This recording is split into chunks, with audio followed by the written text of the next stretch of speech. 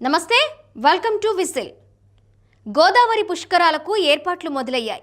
ముహూర్తం ఖరారు కావడంతో కేంద్ర రాష్ట్ర ప్రభుత్వాలు గోదావరి పుష్కరాలను అంగరంగ వైభవంగా నిర్వహించేందుకు సిద్ధమయ్యాయి.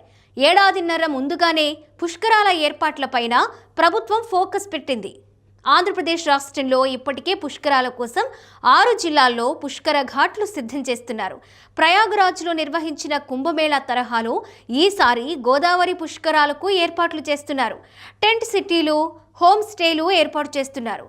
అదేవిధంగా రవాణా సౌకర్యం అన్ని ప్రాంతాల నుంచి ఏర్పాటు చేసే విధంగా కసరత్తు జరుగుతోంది. గోదావరి పుష్కరాలను జూన్ 26, 2027 నుంచి జూలై 7, 2027 వరకు 12 రోజుల పాటు నిర్వహించాలని నిర్ణయించారు.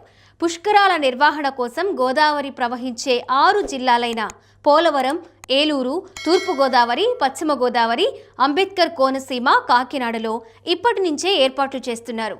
ప్రస్తుతం ఉన్న 234 ఘాట్లతో పాటు కొత్తగా మరో 139 ఘాట్లు నిర్మిస్తున్నారు.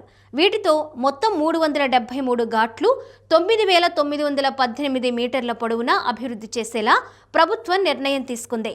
దాదాపుగా 10 కోట్ల మంది భక్తులు గోదావరి పుష్కర స్నానం చేస్తారని ప్రభుత్వం అంచనా వేస్తోంది. ఈ నేపథ్యంలో గతంలో జరిగిన అపశృతులు లేకుండా జాగ్రత్తలు తీసుకుంటున్నారు.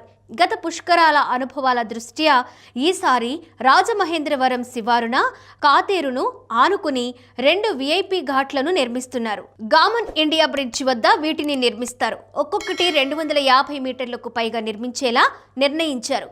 పుష్కరాలకు వచ్చే ప్రముఖులు నేరుగా రాజమహేంద్రవరంలోకి ప్రవేశించకుండా నేరుగా గామన్ బ్రిడ్జ్ మీదుగా VIP ఘాట్ వద్దకు చేరుకునేలా ప్రణాళికలు సిద్ధం చేస్తున్నారు.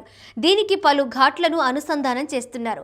సరస్వతి, గౌతమి అనుసంధానంతో పాటుగా టీటీడీ, మార్కాండేయ, శ్రద్ధానంద, పద్మావతి ఘాట్లను అభివృద్ధి చేస్తున్నారు.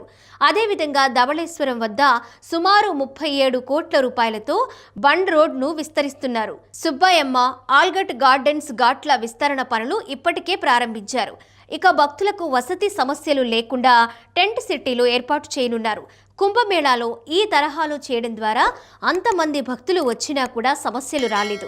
గోదావరి పుష్కరాల సమయంలో కూడా టెంట్ సిటీలో హోమ్ స్టేలు ఏర్పాటు చేయాలని నిర్ణయించారు. ఇక ముఖ్యమంత్రి హోదాలో 3వసారి గోదావరి పుష్కరాలను నిర్వహించేందుకు ఏపీ సీఎం చంద్రబాబు నాయుడు సిద్ధమవుతున్నారు.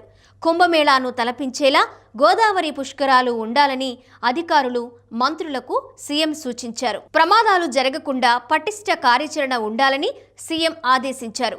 రద్దీ క్రమబద్ధీకరణకు AI డ్రివెన్ క్రౌడ్ మేనేజ్మెంట్ ఉండాలని సూచించారు. తన హయాంలో 3వసారి గోదావరి పుష్కరాలు నిర్వహించడం తన అదృష్టమని చంద్రబాబు వ్యాఖ్యానించారు. గోదావరి పుష్కరాలకు ముందే పోలవరం ప్రాజెక్టు పనులు పూర్తయ్యేలా చూడాలని సూచించారు చంద్రబాబు.